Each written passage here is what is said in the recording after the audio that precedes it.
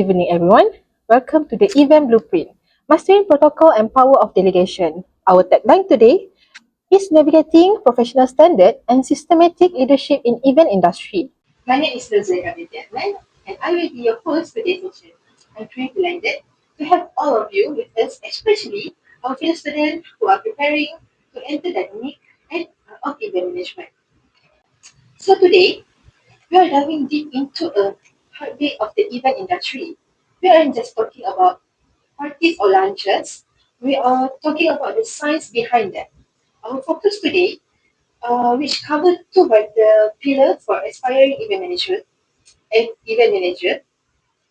First, formal and informal protocol, which we learning the rule of the game in the real world event.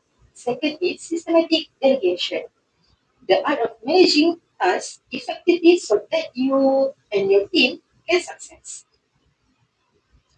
Managing an event is like conducting an orchestra. Every team member has a role, every task has timing, and everything must flow in harmony.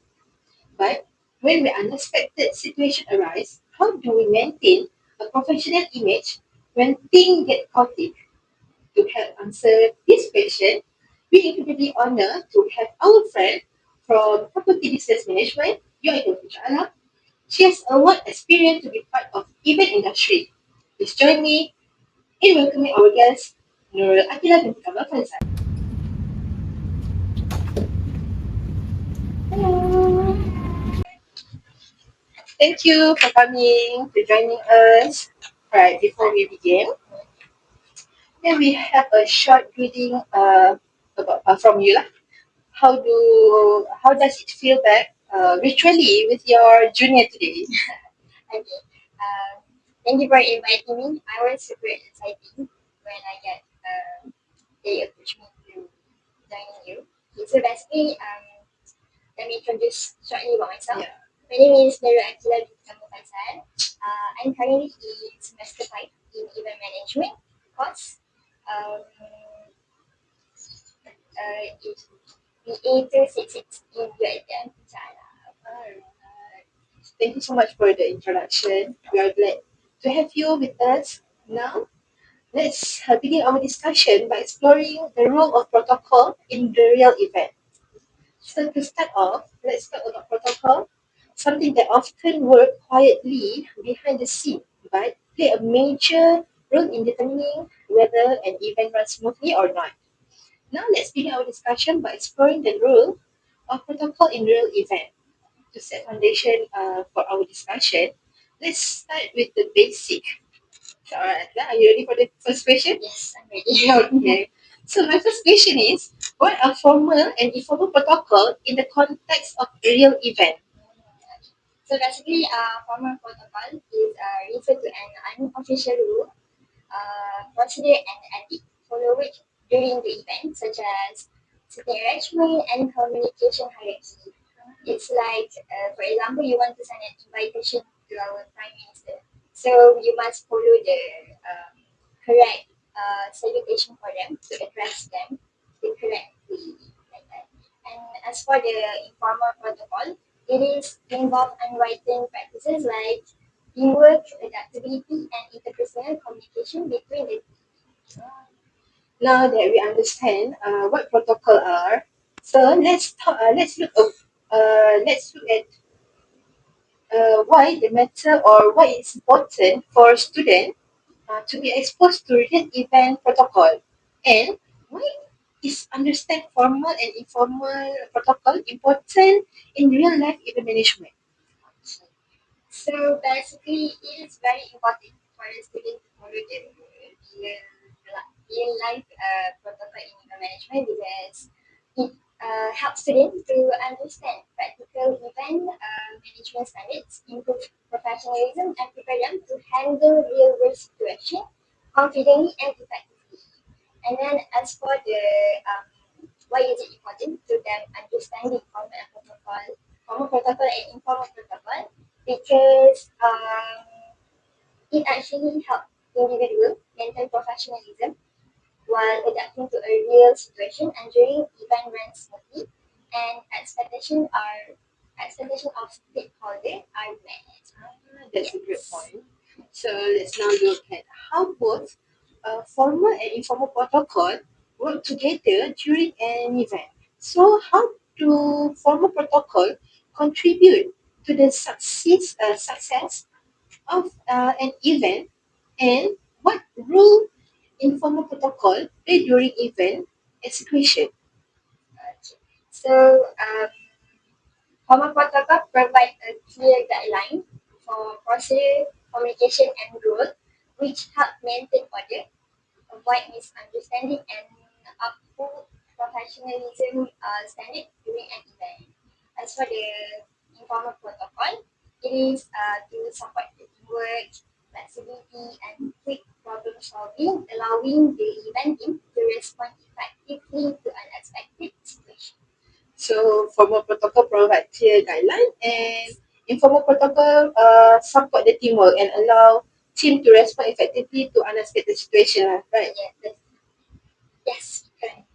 That lead us to how protocol affect not just structure, but also the overall experience and problem solving during event. So my next question, beyond sitting entitled, how does protocol influence the flow and vibe of a high-stake event? And can you share a scenario where informal protocol helps save an event when formal protocol fail? Okay. Actually, protocol act as a silent director. So, from a protocol manage expedition, like VIP, feel respected because their status is acknowledged. Like I mentioned earlier about the Prime Minister, so we have to make sure the salutation is correct for the hierarchy and to make sure the guests feel secure because the schedule is followed. And then for the informal protocol, like the ice on the floor technique where staff signal each other without speaking. So it is to make sure that the energy stay high even when um, they are dealing behind the scene. Okay, as for the scenario that I can share, just imagine that a VIP arrives late during the opening speech. So it is actually a breach of a formal protocol because usually a VIP should arrive before Before the the event. yes before the opening speech, right?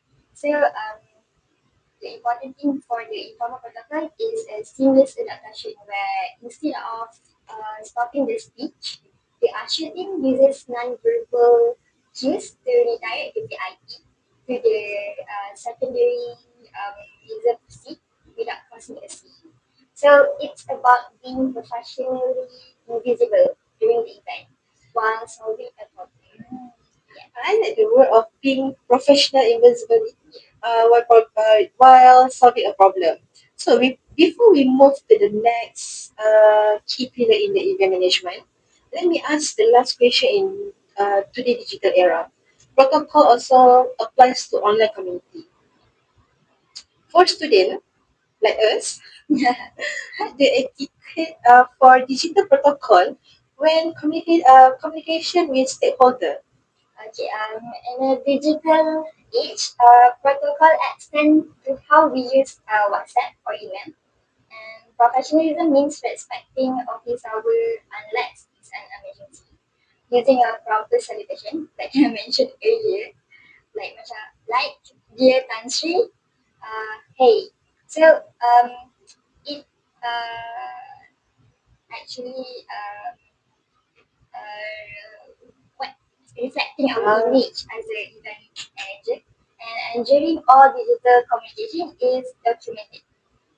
And sloppy testing is a quick way to lose professional credibility in event management. let's see. So, beyond protocol, success event management also depend on how fast authority and communication are structured within a team. This brings us to the concept of systematic delegation. So, to begin, let's uh, let's look how responsibility and authority are structured within an event team. So my question for system delegation, what is the chain of command in event delegation and why it is important for students to follow it and how can leader delegate authority along the task effectively? Actually, simply the chain of command in a team is very very important because to ensure that information doesn't get tangled between the team. So if a, for example, if a student from a marketing team notice some problem, like a minor problem, they should report to their head of department first, not directly to their project manager, which is project manager is the high part in the hierarchy, right? Yeah. So this is actually to prevent the project manager from being overwhelmed and allow the department head to handle issues at their level. And then actually many leaders delegate the work but not the power. Systematic delegation means giving your team member the authority to make a small decision. For example, you have a budget of 200 for emergency supplies, and then you will use it when you need. So the team know how to use how and when you will use the emergency supply. Like So delegation does not end once tasks are assigned. yeah, It also involves evaluation and learning. So how does the briefing and debriefing process fit into systematic delegation and how systematic delegation of tasks improve event management? okay. Delegation starts with the pre-event briefing to set clear KPI for each department and end with a post-event debriefing. Systematic evaluation isn't finished until the team sit down to discuss what worked and what didn't during the event. Then this turns a single event into a learning system actually to improve our future event. And then as for the system delegation, it's actually ensures that responsibility are clearly assigned, reduce confusion, improve efficiency, and allow the team to work in a coordinated and organized manner. So beyond system and structure, successful event management also depend heavily on professional standard and leadership quality. Professional become an even more critical when dealing with high profile client and VIPs, especially in challenging situation. So, okay, this is multi-part question, but feel free to answer. So, what work ethic are most important when dealing with the client and VIP, and how can even professional remain professional during conflict situation? And last, what behavior should be avoided to prevent being blacklisted in the event industry?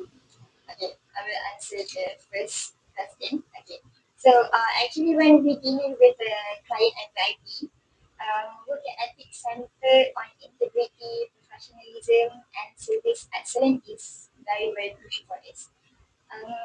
It is because this quality will trust, ensure effective communication, and demonstrate a commitment to meeting a high expectation during the event. Okay. As for the next question, um, to stay professionally to stay professional in a chaotic event actually very very hard for every event manager because uh, it will see how we focus on maintaining a composure, clarity, and communication between the team. And then the key strategy include managing your stress, prioritizing effectively, and maintaining professional boundaries between the team. And for the last question, to prevent from being blacklisted, actually, it has so many things. Like I will right? Yeah. Just like just like just Just give okay, any. okay. I mean, just get to the point. Okay. For example, when you missing deadline consistently, which it will disrupt the entire planning process and frustrate the partner. And then when no call, no appointment, um, no show for the event or shoot without prior notification, which is often considered as a major deal breaker. And maybe lastly, unprofessional behavior at event, including inappropriate attire, blowing up at a difficult customer, and mishandling sensitive information. So despite the many challenges involved, working in the event industry also contribute greatly to personal and professional growth. So, from your opinion, what soft skill develop most naturally when working in event? Working in event naturally develop problem solving, adaptability, communication, and time management skills due to the fast-paced, unpredictable, and high collaborative nature of the industry. The dynamic environment require constant on-the-spot adjustment and clear coordination with diverse group of people. So we've talked a lot about professionalism, leadership, and the realities of working under pressure in the event industry. One phrase we often hear in this field is the show must go on. However, as a future event professional, it's important to ask ourselves where we draw the line between delivering a successful event or upholding ethical responsibility. So, how do we balance this with the ethical broad practice? Um, while we strive for excellence, ethic means never compromising on safety for honesty. If a venue is on the capacity, the ethical choice is to stop the entry, even if it's unprofessional to turn people away. And true professionalism is choosing integrity over a perfect looking event. Thank you for the insight. It's really highlight the true professionalism is not about forcing perfection, but about making the right decision. So even when they have difficult, now let's move into a situation that every event manager will eventually face or dealing with mistake made by vendor or partner.